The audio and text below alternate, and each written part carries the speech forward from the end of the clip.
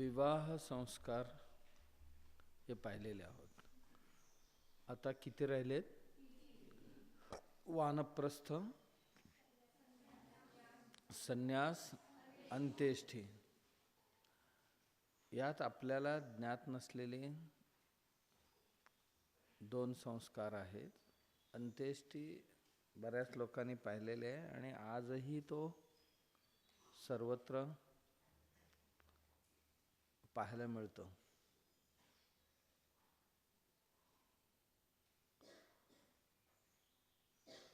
विवाहानंतर विवाह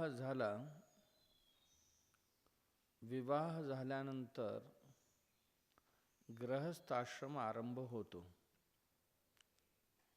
गृहस्थ म्हणजे गृहे तिष्ठती इति गृहस्थः. जो घरात राहतो त्याला गृहस्थ असं म्हणतात. घरात राहतो तो गृहस्थ असं म्हणतात. घर कशाला म्हणावं? चार भिंती बांधले आणि आत राहिले तर त्याला घर म्हणावं की घर शब्दाला काय दुसरा अर्थ आहे? अन्यथा मंदिर सुद्धा एक घरच असतो, मठ सुद्धा एक घरच असतो. जर चार भिंतींच्या इमारतीला जर घर म्हणायचं असेल तर त्यालाही घरच म्हणायला पाहिजे. परंतु भारतीय शास्त्रांमध्ये घर शब्दाला आणखीन एक अर्थ सांगितलेले आहे. गृहिणी गृहमुच्यते. गृहिणीलाच घर असं म्हणतात. म्हणजे लग्न झाल्यानंतर पत्नी जी आहे, पत्नी समवेत राहणे यालाच गृहस्थ असं म्हणतात. गृहस्थ कोणाला म्हणायचं? लग्न केला आणि पत्नीचा त्याग केला तर तो गृहस्थ नाही होऊ शकत. किंवा लग्न केला, स्वतः गृहत्याग करून निघून गेला घरातनं भांडणं करून किंवा अन्य काही कारणास्तव, तो गृहस्थ नाही होऊ शकत. पत्नी समवेत जो संसार निभावतो त्याला गृहस्थ असं नाव आहे.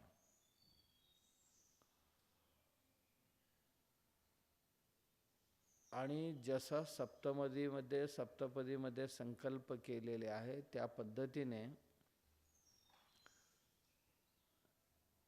जी आपली प्रपंच चालवतात त्यांना गृहस्थ असं नाव आहे. गृहस्थाश्रमामध्ये खूप साऱ्या जबाबदारी पार पाडाव्या लागतात.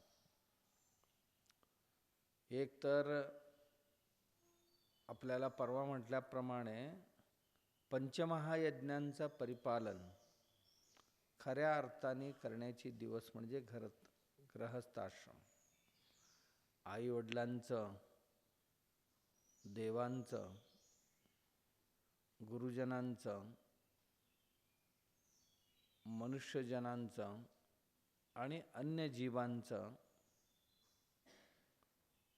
उपकारातून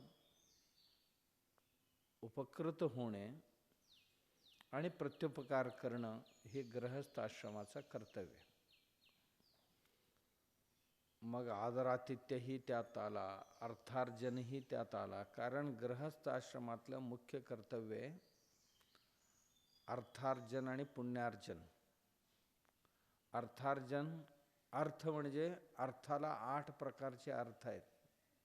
अर्थ कशाला म्हणतात तर 8 प्रकारचे अर्थ आहेत. कशाला अर्थ म्हणावा? जे चलन आहे, चलन म्हणजे पैसा एक. भूमी सुद्धा अर्थ आहे, भूमीलाही अर्थ म्हणतात, जमीन. आणि त्यानंतर सुवर्णादी जे आहेत, जड जवाहिरे इत्यादी, त्यालाही अर्थ म्हणतात. आणि कच्चा माल जे असते, जे काय असेल कच्चा माल म्हणजे धान्य असेल, फळं असतील, भाजी असेल किंवा अन्य काही असेल अशी कच्चा माल, त्या सर्वांनाही अर्थच म्हणतात. कारण ते देऊन तुम्ही दुसरं काहीतरी घेऊ शकता. अर्थसंपादन करण्यामध्ये ते मदतगार होऊ शकतं. पर्याय म्हणून, पैशाला पर्याय म्हणून त्याचा वापर होऊ शकतो. याशिवाय विद्येचाही वापर धन म्हणूनच धरलेले आहे. विद्याधनम सर्व धनप्रदानम. विद्याधन हे सर्वात श्रेष्ठ धन मानले गेलेले आहे. का? विद्या देऊन त्याच्या बदल्यात तुम्ही दुसरं काहीतरी घेऊ शकता. धन म्हणजे ज्याचं धनात परिवर्तन करता येते ते सर्वही धन. फळांचा पैशात परिवर्तित करता येते, भाज्यांचा करता येते, भूमीचा करता येतं. या सगळ्या ज्याचं धनामध्ये परिवर्तन करता येतं ते. त्याबरोबर प्राण्यांनाही धन म्हणण्याची एक संज्ञा त्यावेळी होती. मग त्याच्यामध्ये गोधन, अश्वधन, गजधन आणि अजधन. गाय सुद्धा पशुधनामध्येच येते. गाय, अश्वधन म्हणजे घोडे. पूर्व काळात घोड्यांचा खूप रेलचेल होता. प्रत्येकांच्या घरात घोडे, कारण तेव्हा दळणवळणाची साधन काही नव्हतं दुसरा. बैलगाडी नाहीतर घोडा, उंट, हत्ती यांच्याशिवाय दुसरा काही नव्हतं. म्हणून ह्यांना धन मानले गेलेले. अश्वधन, गजधन. हत्तीला सुद्धा धन म्हणूनच गणलं जात होतं. आणि शेवटचं अजधन. अज म्हणजे शेळी मेंढरी. शेळी मेंढी जी आहेत हे सुद्धा धन म्हणून गणले जात होते, कारण त्यांना देऊन दुसरं काही घेऊ शकता तुम्ही. ज्याला देऊन दुसरं काहीतरी घेता येते अशा सर्व पदार्थांना धन म्हटलं जात होतं. धन संपादन करणं, गृहस्थ आश्रमामध्ये धन संपादन करणं आणि धन विनियोग करणं, कुठल्याही कार्यासाठी खर्च करणं हे गृहस्थींचं एक मुख्य कर्तव्य. आणि या धनाचा पुण्यात परिवर्तन करून घेणं. धन खर्च करून, श्रम खर्च करून पुण्य संपादन करणं. पुण्य म्हणजे कशाला म्हणतात पुण्य? कोण सांगाल? पाप पुण्य ऐकलंय का तुम्ही? हा, कशाला म्हणतात ते? हा, चांगले काम केल्यावर. अच्छा, चांगले कर्माची फळं. बरोबर. चांगले कर्म कशाला म्हणायचं?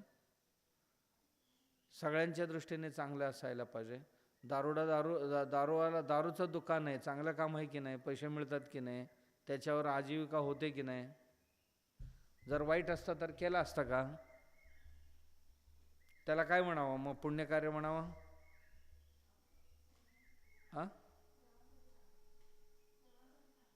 सर्वांसाठी चांगलं असायला पाहिजे. असू शकतं का असं? बघा ना.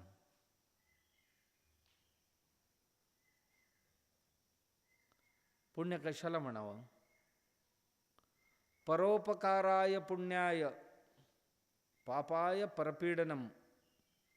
या दोन शब्दांचा अर्थ एवढंच. परोपकार करणं म्हणजे पुण्य आणि दुसऱ्यांना त्रास देणं म्हणजे पाप. याच्यापेक्षा वेगळी डेफिनेशनची गरज नाही.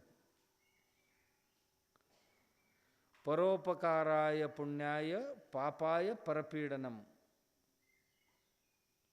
पापाला परपीडन पुरेशी आहे. दुसऱ्यांना त्रास देणं, मग दैहिकदृष्ट्या, शरीराने, वाणीने, मनाने त्रास देणं. आणि परोपकार, तुम्ही 4 शब्द जरी चांगलं बोललात, त्यांना बरं वाटलं तर पुण्य मिळालं. तुम्ही कोणाला मदत केलात तरी पुण्य मिळालं. कोणाला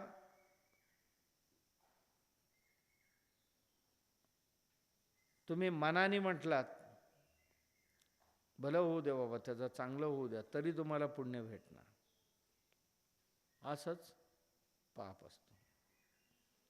गृहस्थाश्रमामध्ये पुण्य संपादन करायला पाहिजे, अर्थार्जन करायला पाहिजे आलं, आणि नंतर पुण्यार्जन केला पाहिजे. अर्थार्जन करताना मी 100 वर्ष जिवंत राहणार आहे असं समजून करायचं, आणि खर्च करताना मात्र उद्याचा दिवस येईल की नाही माहीत नाही, पण आजच पुण्य संपादन करूया. मृत्यू शेंडी धरून उभा आहे, कुठल्या क्षणाला खेचेल माहीत नाही, म्हणून आपल्या आयुष्यातला प्रत्येक क्षण चांगल्या कार्यासाठी, पुण्य कार्यासाठी वेचावं. जितकं शक्य आहे तितका पापाचरणाला वाव मिळू नये ह्याची काळजी बुद्धिपूर्वक घेणं. अन्यथा आपलं शरीर जाता जाता कोणाचं तरी असं कळ काढतच जात असतं. माणूस जात असतो, एका झाडं दिसले की पानं तोडतो, त्याला नाही कळत की ह्याची पानं म्हणजे माझी केसासारखेच आहेत. माझी केस कोणतरी उपटलं तर मला जितका त्रास होतो तितकं त्या झाडाची पानं मी तोडले तर त्या झाड नावाच्या जीवाला त्रास होतो असं त्याला वाटतच नाही. रस्त्यावर बसलेले कुत्रं असतील, मांजरं असतील, असं जाता जाता लात मारतो, त्याला वाटतच नाही की हेही एक जीव आहे, मला लात मारले तर जसं मला त्रास होतो तसा ह्यालाही त्रास होतो असं त्याला वाटतच नाही. सहज चिरडून टाकतात. काय आपल्याला चावलेले नाही, काय नाही केलेले, त्यांच्या रस्त्याने ते जात आहेत तरीसुद्धा माणूस चिरडून टाकतो. अनेको लोकांना चिरडून टाकतो, माणसांना नव्हे, अनेको जीवांना चिरडून टाकतो. हे पाप आहे. काय कारण काय आहे ते चिरडण्याचं? मला काय त्रास दिलेले होते? काही नाही दिलेले होते. आणि असं करत करत जर राहिला तर शेवटी हा एकटा राहू शकणार आहे का? जीवो जीवस्य जीवनम. एक जीव दुसऱ्या जीवाला वेगवेगळ्या प्रकाराने मदत करत असतो. मी परवा सांगितलं तुम्हाला, प्रत्यक्ष अप्रत्यक्षरित्या त्याला जर काढून टाकला, आता समजा फुलपाखरू आहे, त्याचा आणि माणसाचा काय संबंध आहे का? तुम्हाला काय देताय आणि तुम्ही काय नेऊन देताय का त्याला? नाही आहे. पण अप्रत्यक्ष फुलपाखरू नसेल तर माणूस जिवंत राहू शकत नाही. फुलपाखरू आहेत म्हणून परागीकरण होतो पिकांचा, परागीकरण होतो म्हणून सर्व धान्य आणि फळं येतात, आणि फळं येतात म्हणून फळं आणि धान्य आहे म्हणून खाऊन माणूस जगतो. आणि फुलपाखरू जर संपले तर पुढे 1-2 वर्षात माणूस संपणार. फुलपाखरू या जगातना पूर्णपणे जर नष्ट झाला, किंवा मधमाशी आणि माणसाचा काय संबंध आहे का? नाही आहे. मधमाशी जर नष्ट झाले तर माणूस फार दिवस नाही राहणार. नंतर फार तर एक 6 महिने ते 6 महिने स्टॉक असते त्याच्याकडे, पुढे थोडी दिवस इकडचे तिकडचं खाईल. 2 वर्षात माणूस संपणार, कारण माणसाचं कुठलंही अन्न तयार होणार नाही. फ्लोरिनेशन नसेल तर कसं तयार होईल? परागीकरण नसेल तर अन्न कसं तयार होईल? आणि आपल्याला माहीत नसलेले हे जीव अप्रत्यक्षपणे हे पुण्याचं काम करत असतात आणि फार वर्ष जगत नाही. फुलपाखरूचं आयुष्य किती असणार आहे? फार छोटं आयुष्य आहे त्यांचं. मधमाशांचं आयुष्य कितना? फार छोटं आयुष्य आहे. पण जेवढं आयुष्य लावलेलं आहे तेवढं ते पुण्यासाठीच खर्च करतात. कोणाचंही शोषण करत नाही. कधीही या फुलावरचं थोडाफार मकरंद काढून घेतले तर एवढीच काढून घेतात की त्या फुलाला, झाडाला धोका पोचणार नाही एवढा, कारण उद्या जाऊन पुन्हा त्याच फुलातनंच घ्यायचं आहे. झाडाला पण असायला पाहिजे आणि आपल्याला पण मिळायला पाहिजे. अशा पद्धतीने आजीविका करतात ते स्वतःची. माणूस तसं नाही, मिळतं असं वाटलं की सोडतच नाही. आम्ही शाळेत असताना एक कथा होती आम्हाला संस्कृतमध्ये.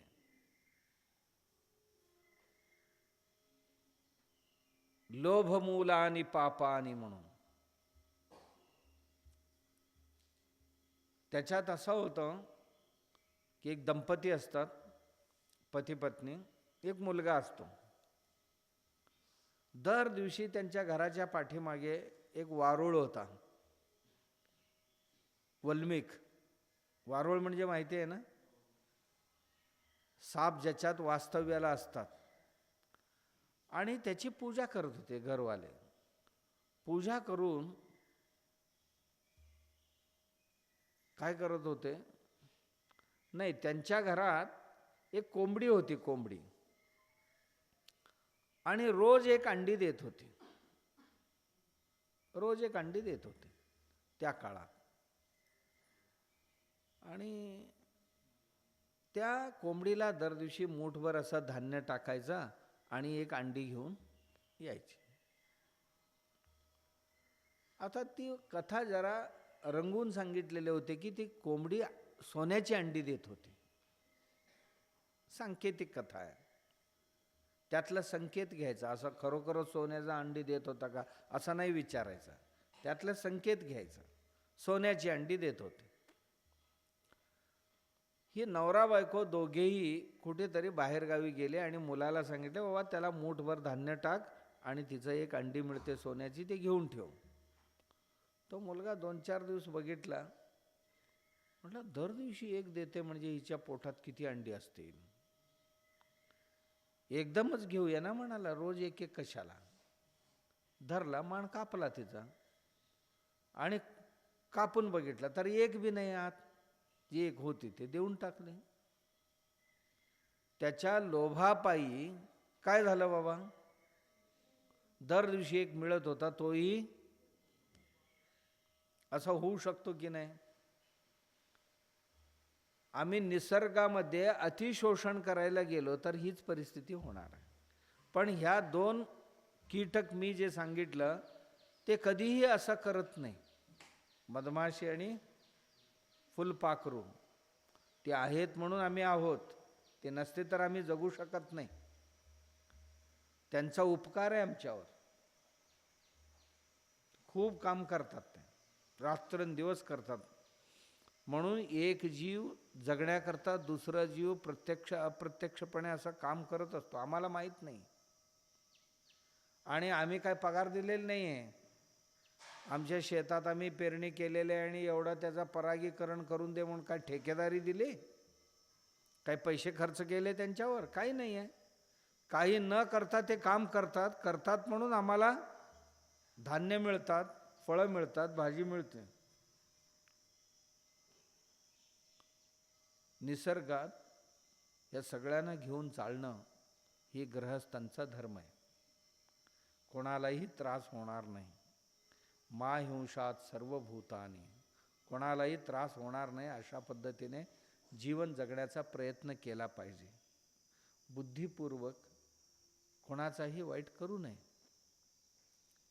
आणि जर जो दुसरा कोण करत असेल आपल्या बाबतीत, त्याला सांगून बघावं हे करणं योग्य नाही, असं करू नको. समजा त्यावरही त्याची प्रवृत्ती बदलत नसेल, जो जसा वागतो तसंच त्याला उत्तर देणं. धर्मशास्त्र काय म्हणते, यो यह वर्तते, जो जसा वागतो तसाच त्याला उत्तर देणं हे धर्म आहे. म्हणजे त्याला चांगली भाषा जर कळत नसेल तर त्याच्याच भाषेत त्याला उत्तर देणे हेच धर्म असते. का, त्याला जर असंच पालनपोषण तुम्ही करत गेला तर एक समाजात खूप मोठा उपद्रवी बनेल आणि समाजाचं शोषण करायला लागेल. तो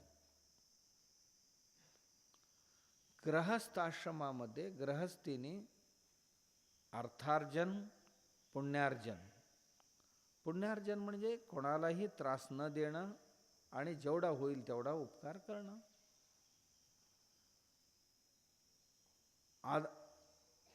गृहस्थाश्रमात आपल्या परिवाराला सुखी ठेवणं, येणाऱ्या अतिथी अभ्यागतांचा व्यवस्था करणं, देवधर्म करणं, गृहस्थ आश्रमातले कार्य आहे ते. देवधर्मही आम्ही आमच्या मनाच्या समाधानासाठी देवधर्मामध्ये अर्चना असेल, अर्चना म्हणजे पूजा, यज्ञ असेल आणि जप तप असतील, सत्संग असेल, हे कार्य करत राहावं. हे मानसिक समाधानासाठी अत्यंत उपयोगी आहेत. जेवढं साध्य आहे तेवढं करत राहावं गृहस्थाश्रमात. आणि असं करून मुलं बाळं झाले की त्यांना मोठं करावं, विद्या देण्याची व्यवस्था करावं त्याला. आणि बाळ मुलगी असो मुलगा असो एकदा मोठे झाले, त्यांचं लग्न झालं, त्यांना बाळं झाले की मग गृहस्थांनी विचार करावं की आता या घरात राहायचं की नाही राहायचं. खूप केलंय. आता जवळजवळ 25-30 वर्ष यात गेलेले आहेत त्यांचे. गुरुकुलातनं आला, लग्न केला, आता 20-25 वर्ष निघून गेले. 50 ओलांडलेला असतो. अशा वेळी मुलाला किंवा मुलीला या अवस्थेपर्यंत तयार करावं की या संसाराची सर्व जबाबदारी सांभाळतील. त्यावेळी आपण त्या बाळाच्या हातात सर्व जबाबदारी सोपवावं. सोपून वनाकडे प्रस्थान करावं. वनाकडे प्रस्थान करण्याला वानप्रस्थाश्रम असं म्हणतात. वनाकडे निघून जाणं. वनाकडे का निघून जावं? वनांमध्ये गुरुकुलं आहेत, तिथे जाणं. त्या गुरुकुलामध्ये आपण जे आयुष्यभर अनुभव संपादन केलेले ज्या क्षेत्रात कार्य करून, तो अनुभव येणाऱ्या तिथे गुरुकुलामध्ये येणाऱ्या विद्यार्थ्यांना देणं. आणि वनाकडे जात असताना एक मोठा समारंभ केला जातो घरात. सर्व संबंधितांना, नातेवाईकांना, मित्रबांधवांना बोलवलं जातं. आणि त्या दिवशी पत्नीला विचारतो, वनाकडे मी प्रस्थान करायचं ठरवलं आणि तुम्ही येणार आहात का? आले तर दोघेही जावं, नाही आले तर ती म्हटली की नाही मला या नातवंड्यांबरोबर राहायचं आहे म्हटलं तर ह्याला कंपल्सरी आहे. पूर्व काळामध्ये ह्याला कंपल्सरी होता पुरुषाला की सगळ्यांनी इथे घरात आता भांडीला भांडी वाजवत बसण्याचं काही कारण नाही. त्या संसारातलं रुची कमी व्हायला पाहिजे. त्या संसारातल्या हस्तक्षेप ही सुद्धा बंद झालं पाहिजे. आता जे तरुण आलेले आहेत त्यांच्या हातात संसार सोपून निघून जाणं. मग आपण आयुष्यभर म्हणजे 50 वर्षांचा अनुभव त्यांच्या पाठीशी आहे. आता विद्यार्जन करताना शिकलेली विद्या, त्याचा उपयोग करून आपण धनसंपादन करताना मिळवलेले अनुभव, जे काय वेगवेगळी बघा, कोण कुंभार असेल तर कुंभारीचं ज्ञान असेल, सोनार असेल तर सोनारीचं ज्ञान असेल, व्यापारी असेल तर व्यापाराचं ज्ञान असेल, शेतकरी असेल तर शेताचं ज्ञान असेल. म्हणजे काही ना काहीतरी उद्योग व्यवसाय केलेला माणूस आहे, त्याला त्याचं ज्ञान आहे. आणि ते ज्ञान त्या विभागात गुरुकुलामध्ये मी आपल्याला सांगितलं ना, जवळजवळ 50-60 प्रकारची वेगवेगळी आजीविकेची साधन सुद्धा शिकवलं जात होता. मग तिथे जाऊन त्या विद्यार्थ्यांना ते शिकवणं. आणि पुढे वय झाला, आलेले विद्यार्थी पुत्रवत तुमची सेवा करतील, तुम्ही गुरुवत त्यांना ज्ञान देणं. असं कमीत कमी एक 20-25 वर्ष तरी आपण हे ज्ञान, आपला अनुभव दुसऱ्यांना वाटत राहणं. आणि त्याच्यामध्येच जेवढा विद्यार्थ्यांसाठी वेळ घालवतो तेवढीच स्वाध्यायासाठी सुद्धा वेळ घालवावा, असं वानप्रस्थींचं कर्तव्य आहे. स्वाध्याय म्हणजे स्वतः साधना करावं. आता आत्मसाक्षात्कारासाठी, भगवत प्राप्तीसाठी साधना करावी. मग योग साधना असेल, ध्यान साधना असेल, कर्मसाधना असेल किंवा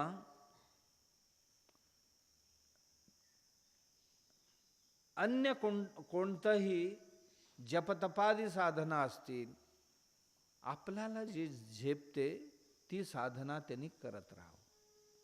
कशासाठी? आनंदासाठी. इथे कोणाचाही मर्जी संपादन करण्यासाठी नाही, आनंदासाठी संपादन करत राहावं. आणि असा एक क्षण येतो, आता काही नको, काही नको, आता आनंदात राहूया असं जेव्हा वाटते, आहे ही जबाबदारी सुद्धा त्यागून देणे. त्यागून आत्ता मी बस संन्यासी जीवन जगू इच्छितो. संन्यासी म्हणजे सम्यक न्यास, यथार्थ त्याग करणं. आता काही नको. वानप्रस्थाश्रमामध्ये त्याला काही जबाबदारी होती. आपला अनुभव, आपलं ज्ञान दुसऱ्यांना वाटण्याची जबाबदारी होती. आणि कर्तव्यही होती की ज्ञान संपादनासाठी किंवा मोक्षासाठी, आत्मसाक्षात्कारासाठी काय म्हणतो ना आपण, त्याच्याकरता साधना करण्याची जबाबदारी पण त्याच्यावर होती. आता ते सर्वही साध्य झालेले. आता त्याला वाटलं की ही वानप्रस्थाश्रम संपून संन्यासामध्ये प्रवेश करावा. संन्यास म्हणजे काय?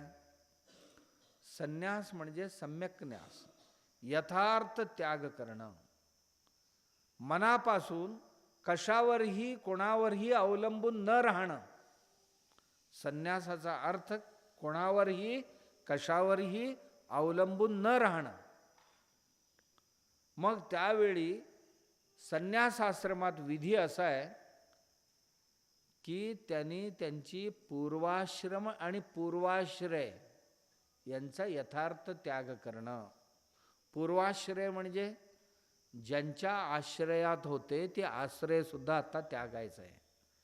पूर्वाश्रम म्हणजे जे गृहस्थाश्रमात होते किंवा ब्रह्मचर्य आश्रमात होते किंवा वानप्रस्थाश्रमात होते, ते आश्रम आता त्याग देणं, त्यागून द्यायचं.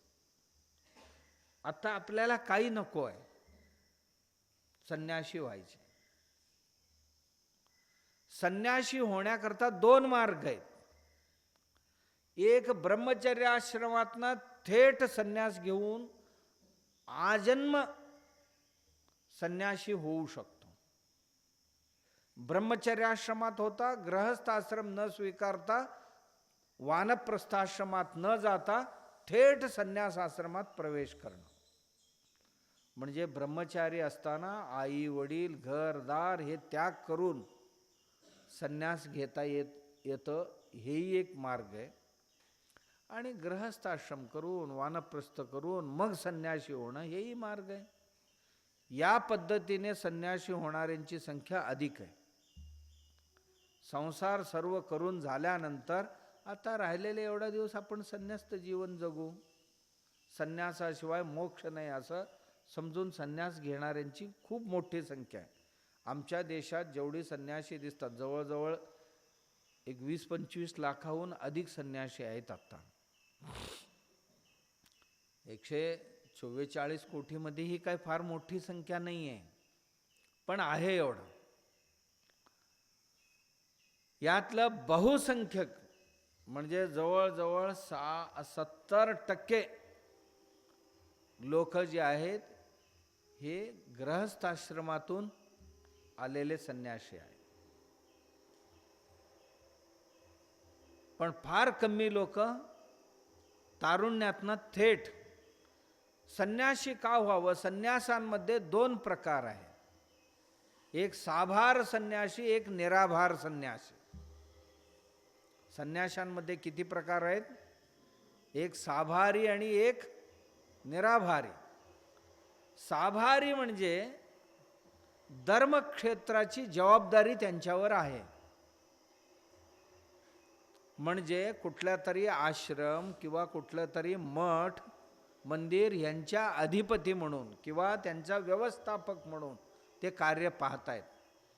कारण गृहस्थाश्रमातील मुलं असतील, तरुण असतील, मोठी माणसं असतील, वृद्ध असतील, यांना धर्मसंबंधात, अध्यात्मसंबंधात मार्गदर्शन करण्याची जबाबदारी त्यांच्यावर आहे.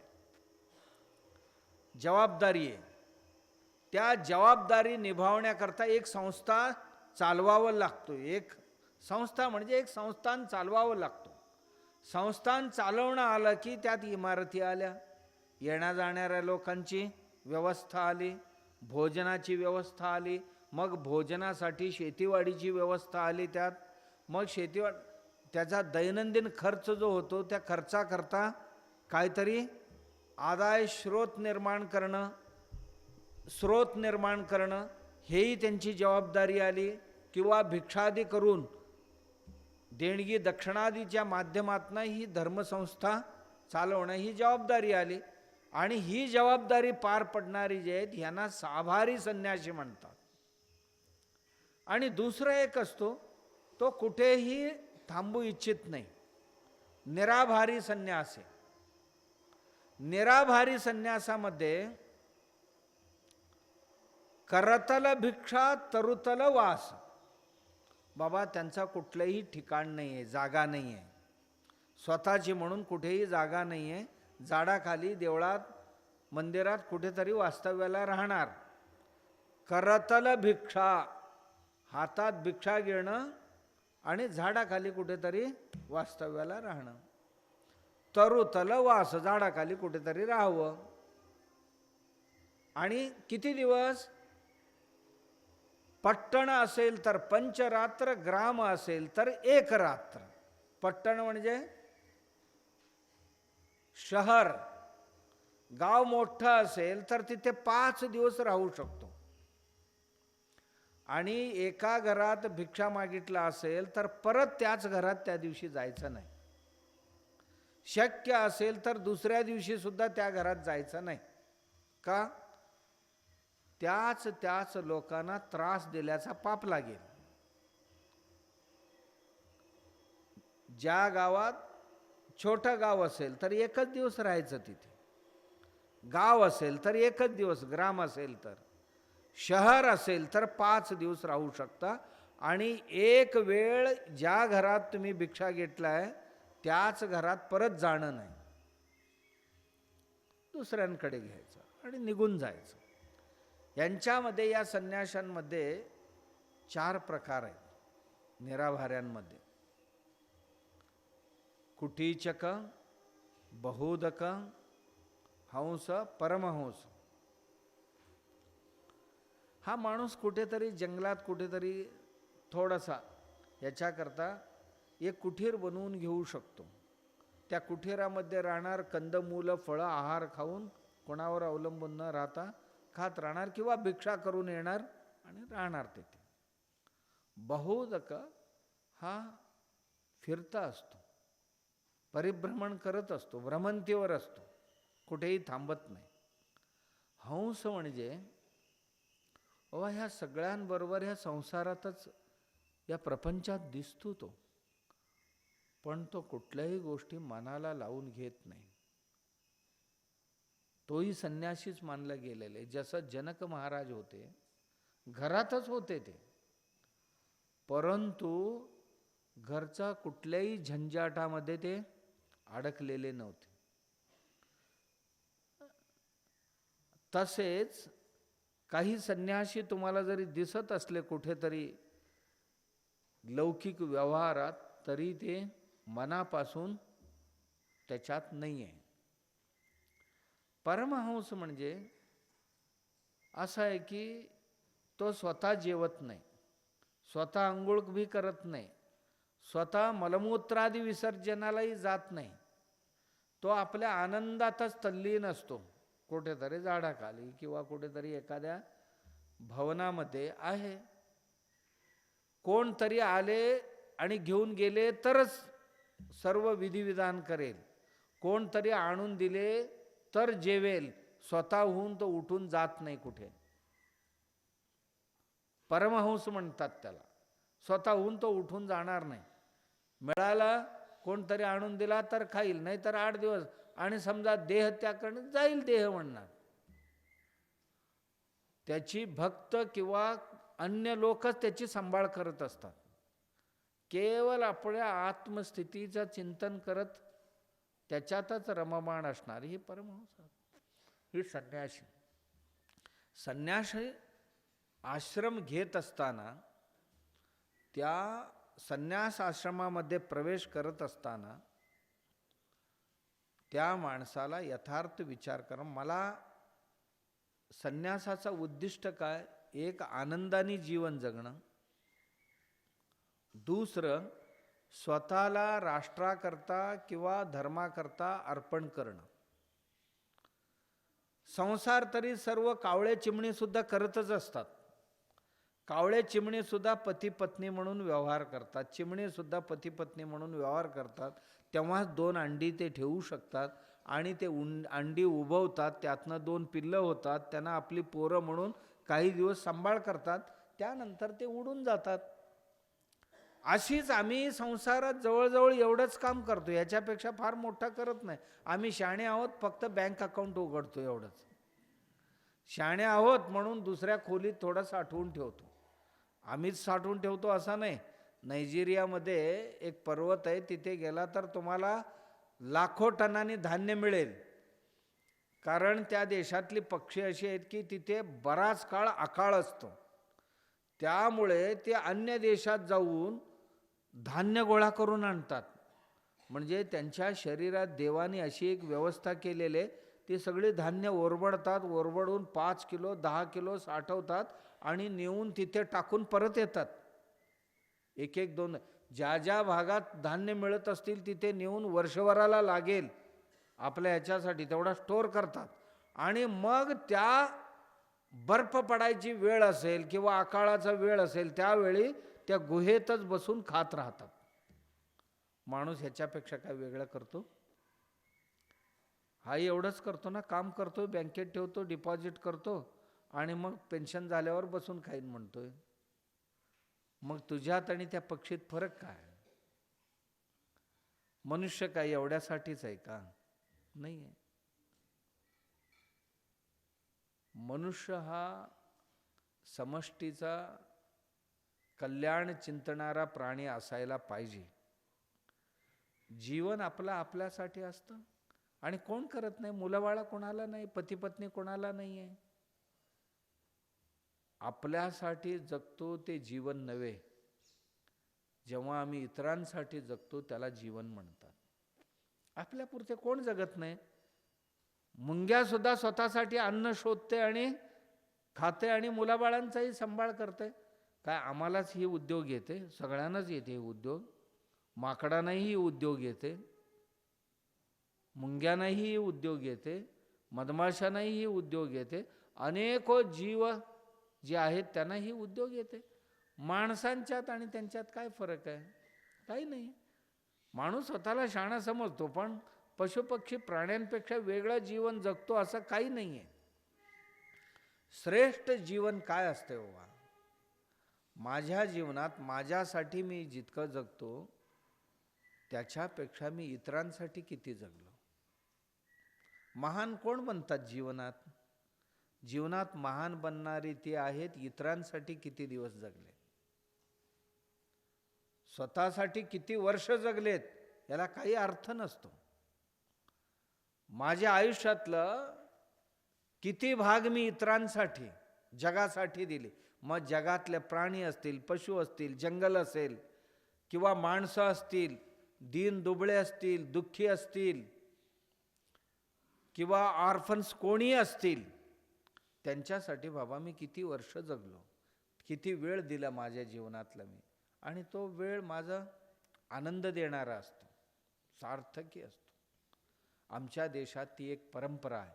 त्या कार्यासाठी स्वतःला बाजूला करून संन्यासी का व्हावं?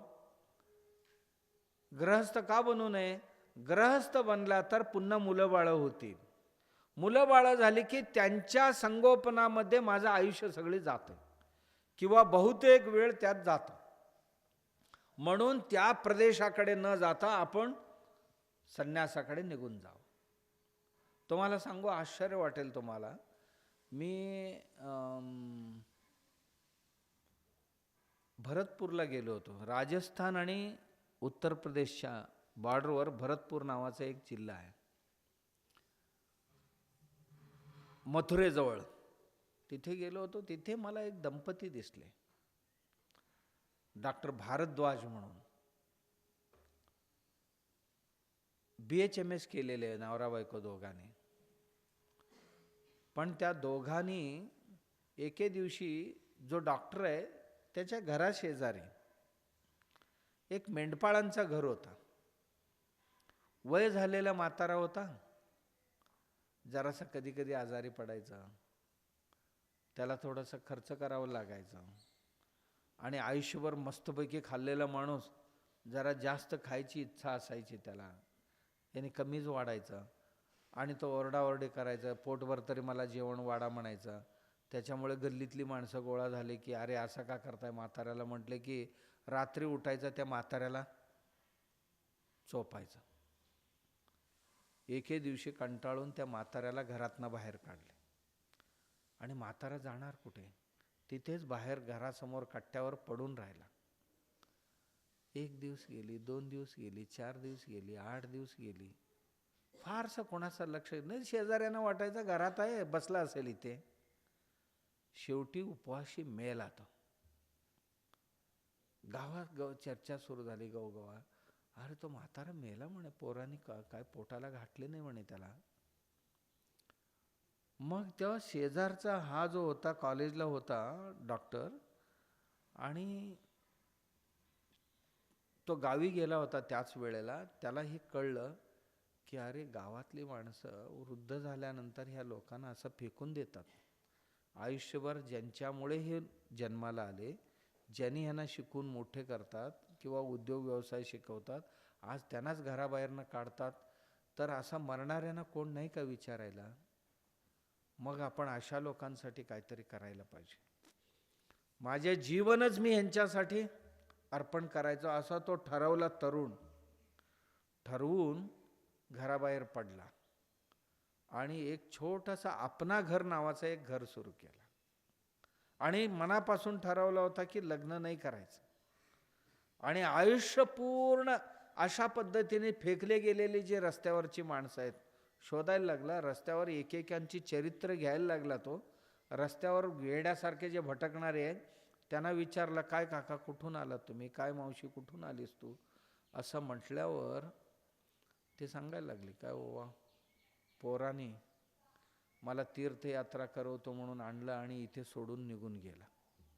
कोण म्हटले, बाबा मला कुठेतरी बाहेरगावी जायचं आहे, चला म्हटलं. आणि पोरगा मी आलो त्याच्याबरोबर, रेल्वेत बसवला आणि तो उतरून गेला. आणि शेवटच्या स्टेशनमध्ये पोलिसांनी मला पोलीस स्टेशन आपल्या रेल्वे स्टेशनच्या बाहेर काढलं. आणि कसं जगावं आता, जगायची तरी इच्छा आहे, मरायची इच्छा नाही आहे. मग भीक मागायला सुरुवात केली मी. 90 आणि 100% भिकाऱ्यांची जीवन असंच असतं. आपण कोणी त्यांच्याशी बोलत नाही, कधी त्यांची चर्चा करत नाही, म्हणून आम्हाला अरे भिकारी आहे तो, भिकारी आहे एवढंच म्हणत जातो. पण त्या भिकाऱ्यांच्या भिकारीपणामागे काय कथा लपलेले हे जर तुम्हाला पाहायचं असेल तर कुठल्या तरी भिकाऱ्याशी तुम्ही थोडासा संवाद करा. मग हळूहळू सुरुवातीला तो म्हणा असू दे जा, द्यायचं असेल तर दे, नाहीतर जा. तो फार कठोर झालेला असतो, कोणावर त्याची फारशी संवेदना राहिलेली नसतात. अशा लोकांची बोलणी करून ह्या लोकांसाठी एक शेल्टर उघडलं त्याने, अपना घर म्हणून. आपलंच घर, मराठीत त्याला आपलं घर म्हणतो. अशा लोकांना आणायला लागला, आणून ठेवायला लागला आणि त्यांची सेवा करायला लागला. काही माणसं तरी, मी गेलो होतो त्यांच्या अपना घरमध्ये, तेव्हा बघितलं की कुठेतरी रस्त्यावर पडले, डोक्याला जखम झाले, त्याला नाही काही उपचार केला, त्याच्यात किडा पडले. एकेकांच्या डोक्यातनं 10,000 किडे बाहेर काढले त्याने. आणि तिथे आत गेलात ना तुम्ही, अशा लोकांची सेवा करतात, ते बघायला सुद्धा धाडस लागते. कमजोर मनाच्या माणसाला ते बघायला होत नाही. 2-2 वेळ स्नान करतात, ड्रेसिंग करतात, गोळ्या देतात, आणि एक नाश्ता, 2 जेवण, आणि वेळेत औषध पाणी. असं किती लोक असतील आज त्यांच्याकडे सांगा बघू. 10-20 वर्ष झाली त्यांना हे सुरू करून, आणि त्यांना त्यांच्या कॉलेजमध्ये शिकणारी मुलगी भेटली. ती म्हणाली मी लग्न करायचं म्हणते तुमच्याशी. तो म्हणाला माझ्याशी लग्न करणार असशील तर संसार नाही करायचा आहे. मी ठरवलंय की मुलं बाळं काही होऊ द्यायचं नाही आणि ही संसार करायचा नाही आहे. केले की आम्हाला मुलं बाळं होतील, झाले की ह्या वृद्धांच्या सोडून आमच्याच्या मागे लागावं लागतं. म्हणून आम्हाला ह्या संसारात नाही पडायचं. आणि माणूस काय एवढ्यासाठी जगलेला आहे थोडं. यापूर्वी त्याला खूप सारे पोरंबाळं झालेले आहेत. डुकराच्या जन्मात, कुत्र्याच्या जन्मात होता डझन डझन पोरंबाळं झालेले आहेत. आता ह्या पोरांचं काय करायचं आहे? हेही 10 वर्षात 20 वर्षात नवस करून एखादं होते, आणि तेही काय आपल्याजवळ राहते याची काय गॅरंटी नाही, होय ना? आणि काय आपलं भलं करेल याची गॅरंटी आहे नाही आहे. म्हणून ह्यांची करूया. ती पण म्हणाली मी संन्यास्त होईन, मी तुमच्याबरोबर राहीन, आपण दोघे मिळून चालू. आज चालवायला लागले. त्यांची ती भरतपूरला जी आपणा घर आहे, किती लोक असतील तिथे? 10,000 लोक आहेत असली. आणखीन 20-25 वेगवेगळ्या ठिकाणी अशीच आश्रम उघडलेले आहेत. तिथे जवळजवळ 15 ते 20 हजार आहेत. त्याच्याकडे आज 30,000 लोक हे रस्त्यावरचे भिकारी, आणि ज्यांच्या हॉस्पिटलमध्ये सुद्धा सेवा करू शकत नाही अशा पद्धतीने सेवा करतात. इतक्या सिस्टमॅटिक. तुम्ही ते मॅनेजमेंट शिकायला जावं त्यांच्याकडे, अशी मॅनेजमेंट आहे त्यांची. आणि 1 रुपया कोणाकडे भिक्षा मागत नाही, लोक स्वतःहून आणून देतात. त्यांच्याकडे एक 8-10 लाख लोक अशी आहेत की दिवसाला 1 रुपया देतात. 10 लाख लोक 1 रुपया दर दिवशी त्यांच्या अकाउंटला जमा करतात. 10 लाख रुपये त्यांना दर दिवशी अशातनं मिळते.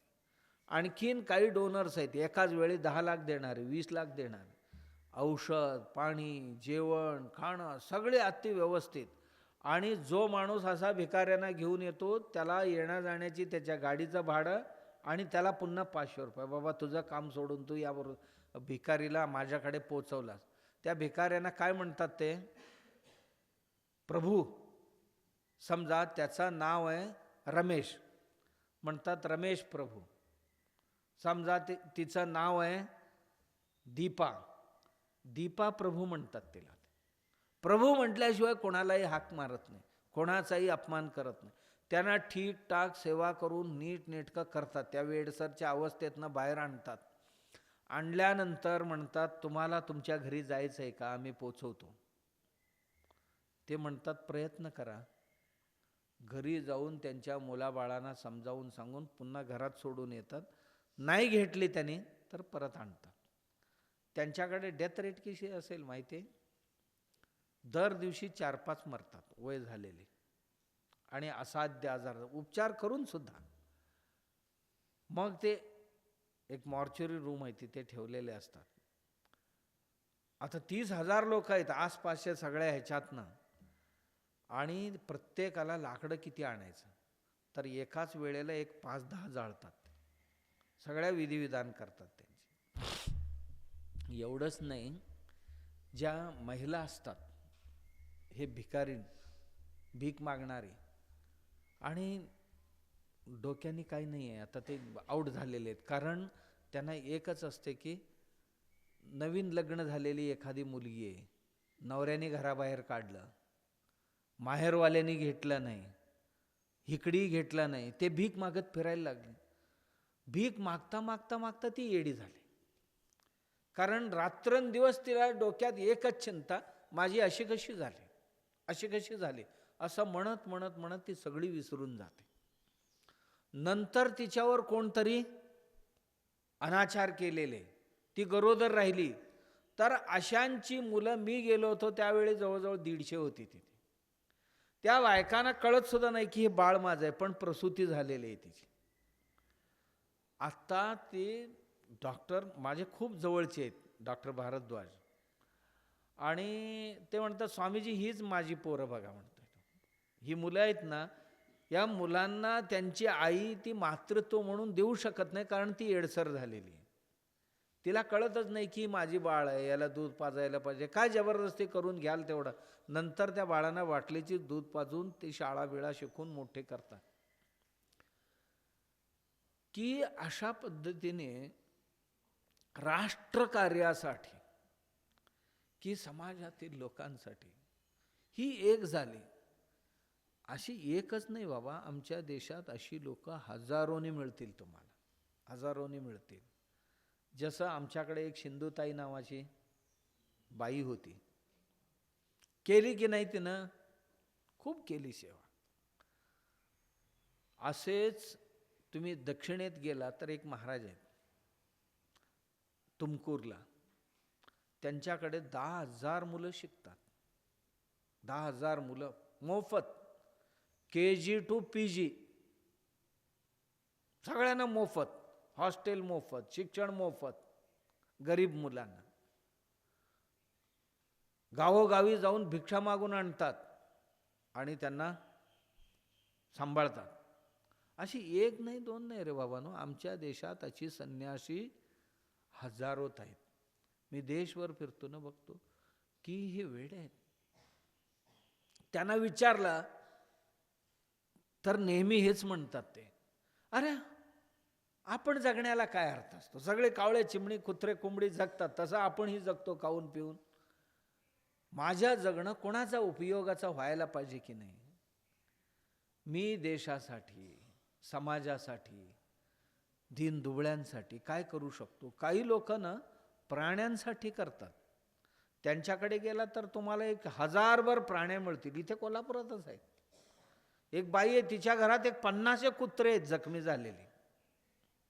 त्यांची काही करत नाही ती. आपल्या जे काही रिटायर झालेले आलेले पैशातनं 2 बहिणी आहेत, त्या कुत्र्यांची ठीकठाक करणं आणि सोडून देणं. दुसरं उचलून आणायचं, ठीकठाक करायचं, सोडून द्यायचं. वेडसर मुलांसाठी काम करणारी आहे. केवळ महिलांसाठी काम करणारी काही संस्था आहेत. मी आता केरळला गेलो होतो. धर्मांतर केलेले 31-32 पुरुष आणि महिला परत हिंदू धर्मात वापस आले. त्यांना ज्या काही वेदना सोसावं लागले तिथे त्यांच्या त्या ख्रिश्चन आणि मुस्लिम धर्मात, पुढच्या पिढीला आमच्या डोळ्यात देखत आमच्यासारखे बरीचशी जातात, गैरसमजुतीतनं जातात आणि नंतर अडकून पडतात. कारण लव जिहादमधनं हे जातात, अडकून पडतात आणि परत आई वडील घेत नाही घरात, आणि कधी कधी घेतो म्हटले तर हे येत नाही. यांना समजावण्यासाठी एक कॉलेज काढले त्याने, या 32 लोकांनी मिळून. कोणाची 3 मुलं आहेत, कोणाची 2 मुलं आहेत, 4 मुलं आहेत, महिला आहेत, पुरुष आहेत, सगळे आहेत त्यात. आर्ष विद्या मंदिर नावाची एक संस्था काढली. त्याच्यात आज शेकडो मुलं मुली वापस येणारे, किंवा ज्यांना काउन्सिलिंग करणं, त्यांना हिंदू धर्म बायबल आणि कुराणपेक्षा भगवद्गीता कसं श्रेष्ठ आहे याचा प्रशिक्षणासाठी त्यांनी पाठ्यक्रम तयार केले. पुरा जीवन त्याला अर्पित करायचं ठरवलं त्यानं. कोणाचा वय आता 40 आहे, कोणाची 45 आहे, कोणाचा 35 आहे. ते म्हणतात आता बस, आम्ही हा संसार नाही करणार, आत्ता आम्ही संसार करणार. अशी जे भरकटलेले आमच्या हिंदू धर्मातली मुलं मुली आहेत, यांना आम्ही परत आणण्याकरता पुरं आयुष्य घालणार. त्यात संन्यासीच ते, थोडक्यात आयुष्य घालणार. जीवन म्हणतं त्याला. नाहीतर आपण खातो पितो, कोणाचा उपयोगी आहे? मदनलाल धिंगरा काय माझ्या आईबाबांना काय मिळेल विचार केला होता? नाही आहे. तुम्ही ऐकताय ना आता कथा त्यांची. बाबा एक मास्तरदा सूर्यसेन काय घरचा विचार केला होता? बाबा नाही आहे ना. देशासाठी आम्ही अशी हजारो कामं आहेत करू शकतो. त्याच्याकरता फक्त त्यागाची गरज असते. माझ्या वैयक्तिक संसाराच्या मागे मी लागलो, इतरांसाठी न्याय देऊ शकत नाही. त्याच्याकरता थोडासा संन्याशी होणं गरजेचं असते. संन्याशी होणं म्हणजे कशातही आसक्ती न ठेवणं, एका ठिकाणी कशाचा आसक्ती न ठेवणं. जे काय प्रेम करायचं आहे ते जगावरच करायचं, सगळ्यांसाठीच करायचं. जे काय करायचं आहे ते समष्टीसाठी करायचं, वैयक्तिक स्वार्थासाठी काही नाही करायचं. आणि अशी करत आले पूर्वापारपासून, म्हणून हे धर्मही राहिले, देशही राहिले आणि देवही राहिला आमचा. त्याच्याकरता वाहून घेतलेली माणसं आहे, करायला पाहिजे. आम्ही नाही केले तर कोण करणार? आम्ही नाही केले तर कोण करणार? पण आज त्या क्षेत्र दुर्लक्षित जर झाले, भविष्यात बाबा अशा अडीअडचणींना सामोरे जाणाऱ्या जीवांना आधार कोण देणार? आधार कोण देणार? आता आमच्याकडे काही मुलं आहेत, तुम्ही बघितलं असणार, इथे मेघालयची मुलं आहेत, तिथे त्रिपुराची आहेत. यांच्या इथे तुम्ही जर गेला, हे डोंगरात राहतात, जंगलात राहतात, एक शाळा नाही तिथे. सकाळपासून घरात ह्या झाडावर चढ, त्या झाडावर चढ, कंदमुळं काढून आणायचं, फळं काढून आणायचं, सरकार थोडीशी तांदूळ देते, खायचं आणि फिरायचं. काही नाही, शाळा नाही, काय नाही, देऊळ नाही, काय नाही तिथे, नुसतं खायचं, फिरायचं, एवढंच. अरे ह्या मुलांना आपण जर शिक्षण नाही दिली, संस्कार नाही दिली, तर मोठे झाल्यावर तुम्ही बघितलं तर पशुवत्त जीवन जगणारी भेटतील तुम्हाला. मी सगळीकडे फिरून आलो तिथे, मग तेव्हाच निर्णय घेतला की आपण हे सुरू करायचं. 100 मुलं आता इथे आहे. आता आपल्याला ते 1000पर्यंत न्यायचं आहे, दरवर्षी थोडं थोडं थोडं घेऊन. का? ही मुलं जेव्हा शिकतील, पायावर उभं राहतील, आणि एक तर ही सगळी ख्रिश्चन बनत चालले आहेत. यात मुलं ख्रिश्चन आहेत सगळे, आणि कोण कोण आहेत, पण आपण नाही विचार करत कोणाचे आहेत, काय आहेत, आणि त्यांना हिंदू म्हणून कन्वर्ट करावं अशी आमच्या डोक्यात विचार नाही. जे आहेत त्यांना उत्तम संस्कार देणं, उत्तम शिक्षण देणं, आणि त्यांच्या पायावर त्यांना उभं करणं. आज वेगवेगळ्या ठिकाणी ही मुलं शिक्षण घेतात, आपणच इथे घेतो. आम्ही अजून 3 ठिकाणी आता अशा मुलांसाठी, मग कोण मेघालयातलं असेल, कोण त्रिपुरातलं असेल, कोण अरुणाचलमधलं असेल, अशी मुलं. काहीच नाही आहे तिथे. तिथे जे आम्ही त्रिपुराची मुलं आणले, तिथे गेलो होतो, 30 वर्ष झाली ते निराश्रित म्हणून राहतात एका जंगलात. सरकार त्यांना 500 ग्रॅम तांदूळ आणि 5 रुपये देते, आणि त्याच्यावरच त्यांची 30 वर्ष झाली, एक पिढी गेली. खायचं, बसायचं, खायचं. त्यांचा स्वतःचा 1 फूट जमीन नाही, काही नाही. एक घरं कसली, 4 बांबू उभं करायचा आणि 1 ताडपत्री बांधायचं असली, त्याच्या खाली राहायचं. अरे 30-30 वर्ष काय आहे की नाही ते जगण्याला अर्थ? का? काहीही साधन नाही तिथे, इंडस्ट्री नाही, कुठे नोकरी नाही, चाकरी नाही, शेती नाही, वाडी नाही, काय नाही, जंगल आहे. तिथनं मुलं आणले आम्ही, त्यांना शिकवायचं. येताना आम्हाला TC विचारत होता, ही मुलं कुठे घेऊन जातात? आमची लोक गेले होते आणायला. ही मुलं कुठे घेऊन जातात? ते म्हणाले असं असं कणेरी मठ आहे, आणि तिथे ह्या मुलांना शिक्षण. अहो ती आत्तापर्यंत रेल्वेतनं नेताना आम्ही बघितलं, नुसतं केरळच्या मशिदीतच जात होती मुलं, चर्चवालेच नेत होते. आता हिंदू कोण न्यायला लागले त्यांना? हे पहिल्यांदाच ऐकतो म्हणाले. ते नेऊन काय करतात ही लोक? काय बनवतात ह्या लोकांना, या मुलांना? त्यांचे ही मुलं एकदा आले की 5-7 वर्ष परत जात नाही. 5-6 वर्षातनं एकदा पुन्हा आम्हीच खर्च करायचा, घरी पाठवायचा, पुन्हा आम्हीच खर्च करून ह्यांना घेऊन यायचं.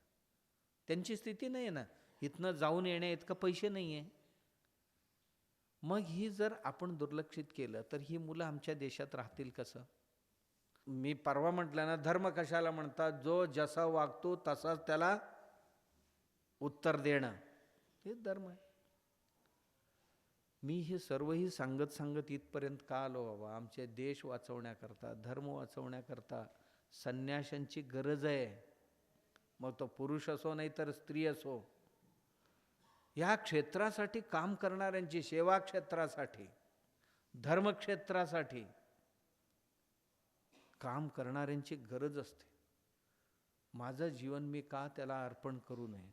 शिकल्यानंतर, सावरल्यानंतर, सगळे झाल्यानंतर यथार्थ विचार करावा तरुणाने, की माझं जीवन इतरांसारखे 2 मुलं होतील, एक घर घेईन आणि एक गाडी घेईन, आणि त्यानंतर मग 2 पिल्लं होतील, मग त्या पिल्लांची संरक्षण, त्याच्या ॲडमिशनसाठी ह्याच्या दारात त्याच्या दारात घेऊन, हां मला मस्तपैकी ॲडमिशन भेटलं माझ्या पोराला, झालं. एवढंच नाही, ह्यात मेलाच आल्या, एवढा केला आणि गेला. का जीवन म्हणतो याला? सांगण्यासारखा काय आहे माझ्या पाठीमागे? मी काय केलं बाबा? कोणासाठी किती केलं मी? सगळ्यांसाठी जगणं हे सगळ्यात महत्त्वाचं असतं. हे संन्यास जीवन असं आहे की सगळ्यांसाठी जगणं, देशासाठी, देवासाठी, धर्मासाठी. का? कोणाला तरी बघा, एक वृक्ष तुम्हाला दिसते ना, त्याच्याकरता एका बीजाने स्वतःला मातीत गाडून घेतलेले. स्वतः मातीत गाडून घेतल्यामुळे एक वृक्ष तयार झाला आणि आज ते हजारो बीज देते दरवर्षी. पण कोणाला तर तसं आपण एकाने त्याग करावं लागते. त्याग केल्यानंतरच त्या त्यागाची फळं त्या धर्मसंस्थेतनं, त्या समाजसंस्थेतनं तुम्ही हजारो लोकांना आनंद देऊ शकता, हजारो लोकांना आश्रय देऊ शकता, खूप काय करू शकता. अन्यथा नाही करता येणार. कोण करणार? आज तुम्ही गोशाळेत गेला तर 1000-1500 गायी आहेत. ही सगळी कसाईखान्याला चाललेली. का त्यांना जगायचा अधिकार नाही? त्याने का जगू नये? तेही जीव आहेत आमच्यासारखे, आणि त्यांची गरज आहे निसर्गाला. निसर्गाला त्यांची शेण आणि जर मूत्र नाही मिळाले तर निसर्ग राहू शकत नाही. काही वर्षानंतर त्यांची संख्या घटत चालली. काही लोक लाख वर गायींची गोशाळा चालवतात. काही कमी नाही त्यांना. जीवनच त्याच्यासाठी, दुसरं काही नाही. उत्तर भारतात गेला तर एक संन्यासी आहेत, काही नाही करत, एकच काम करतात. या निसर्गासाठी ही जात जिवंत राहणं गरजेचे, आणि ह्याच्या कालवडी खोंड हे देशात शेतकऱ्यांच्या घरी परत जायला पाहिजे. जगणं गरजेचे आहे. हे जर नाही जगले तर उद्या हे निसर्ग नाही राहणार. कारण जीव साखळी जी आहे, एक कडी आहे ती तुटली तर साखळी बाद होईल. आजच कितीतरी नष्ट होण्याच्या मार्गावर. मी का सांगतो हे सर्व? आपण आपल्या जीवनात केवळ आपल्यासाठी नाही जगायचं, आपल्याबरोबर आपण देशासाठी, धर्मासाठी, देवासाठी जगायला शिकायला पाहिजे. हीच संन्यास धर्म आहे.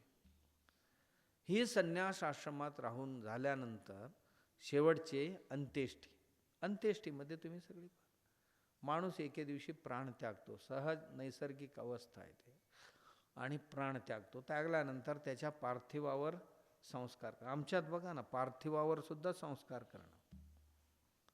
त्यालाही अंघोळ घालतात, स्वच्छ नवीन वस्त्र नेसवतात, कोण बसवतात, कोण झोपवतात, आणि त्याच्यासाठी दुःख व्यक्त करतात, आणि कोण गाडतात, कोण जाळतात, पण मातीत होते.